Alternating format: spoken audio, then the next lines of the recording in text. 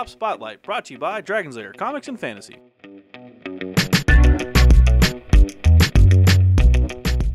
Hey everyone, I'm AdamHarry from Bell Vassals Tabletop News with Evan from Dragon's Lair Comics and Fantasy. And we're back with another Tabletop Spotlight. Evan, yes. What is this cool game? This is the area control board game for the L5R universe called Battle of Rokugan. Right, that's the Legend of the Five Rings. For yes, the I'm sorry, L5R, Legend of the Five Rings. It was bought a couple years back by FFG. They bought the license, so they own it now. And they've been doing some cool stuff. They revamped. They have an LCG now for L5R. They've kind of revamped the RPG as well. They're working on that. Yeah. Of course, they're making board games for it as well. So this is the board game version. And now L5R, Legend of the Five Rings, is a fantasy realm based off of feudal Japan. Yeah. Not in mystical. Japan. But in Rokugan, which is based off of Japan.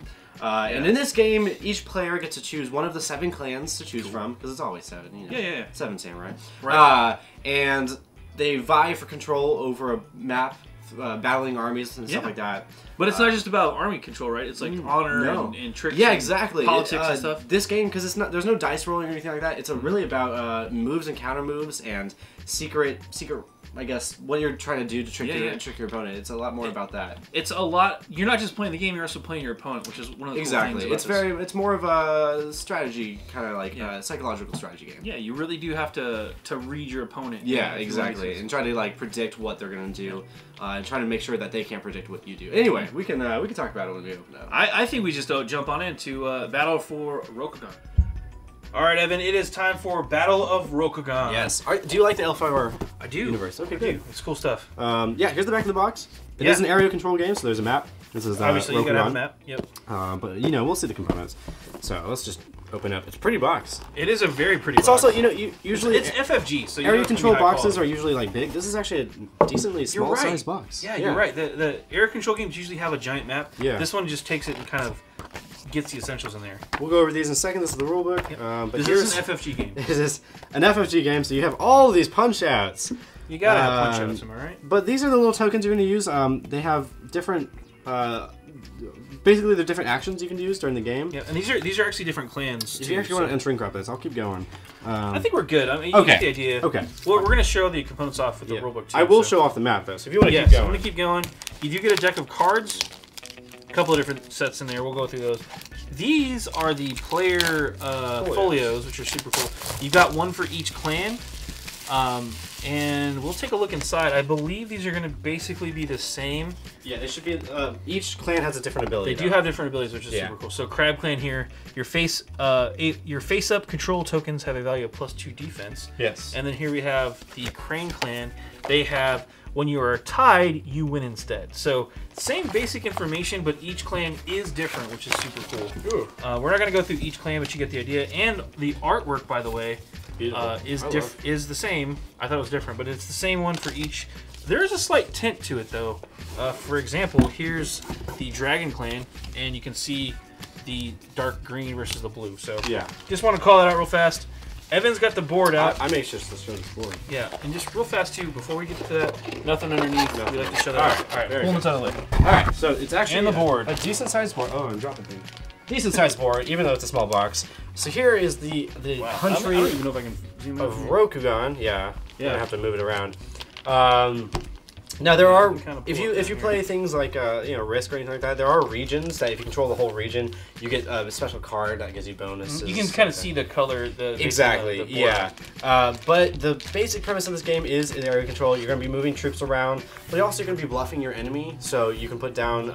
Everyone's going to put down these tokens upside down, and everyone flips it at the same time. It could be either a soldier going into a new region, or it could be something like nothing happens. It's all about the bluffs. At the side of the board, we have where you put those cards for each region. So yeah, and you can kind of see real here's fast. the Scorpion region right here, stuff like that. Here are the Scorpion cards for the region. Well, those are the right. Those aren't Scorpion. Those are Dragon. Oh, Dragon. Yeah, sorry. That's the corresponding thing up here. Yeah. So those are gonna go like that. Right there. And what? Just example. What do they have? Sacred Ground and Strength of Purpose. I'm not sure what these do in the game yet, but choose a province and place the shrine token in it. That province cannot be attacked, but attacks can originate from it. Cool. So I'm not sure how that translates. Right. But you can see here there's the different decks for the different corresponding sideboards. So yeah. We got some other cards here. What did you Yeah. guys? Again, not sure what these are, but they have different backs. And oh, these must be like action cards or something. Oh, hold on. Let me see real quick. These actually might be. Yeah, these are your secret objectives. Ah. Each person gets a secret objective at the start of the game. How many are there? There's a good number. So, because there's more than 5 or more than 7. So there's a good variety too. There are 12 secret objectives. Okay, great. And this there's is 2 to 5 players. So even after 2 games, there might be a couple ones that aren't used. So that's really cool. So yeah, secret objectives. That's kind of your way to win in the end of the game. Yeah. But it's also based off of total points, I believe. And then you have those cards right here. I'm gonna show There's a lot. I'm not sure what these are. You've got the first player card. Okay. At the start of the turn during your placement, play at the start of the turn. That's the first player card, and then there's these other cards that are like Master of Governance, Master of Tactics, Rise of an Empire. Similar backs, and then there's the 7 different faction cards. Yeah. Which I believe these that are way 4 different things. Well, that way too you can randomize who gets what faction if you want right. to. Well, that's a good point. We have these cards right here, similar backs as well, but stuff like Scout, which you can play at the start of your. So these are kind of like ability cards, and you also get Shugenja, I think that's how you pronounce it. But yeah, these are kind of like 2 different ability cards you can get during the game. And that's all the components. You want to pause and... Yeah, we're going to pause real fast. This board is super cool. Yeah. But we're going to pause real quick and flip through the rules. All right, we got the rule book now for Battle for Rokugan. Yes. I'm excited to Yeah, it's actually a really cool system. It's not like bogged down with any dice or like that. Very beginning of the... We love it. Yeah, we see the objective up front. Now, the objective of the game is to get the most honor, basically victory points. Right. And you can do that in several ways. You can do it by controlling your territories, by succeeding with your secret objective. Yeah, that was what we found here. Yeah, so there's a lot of ways you can get it.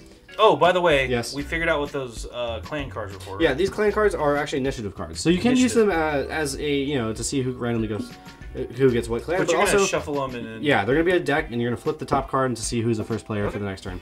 The game is run in 5 rounds, so each player will have a chance to go first. And we have the setup phase, which I can kind of skip over real quick. Yeah.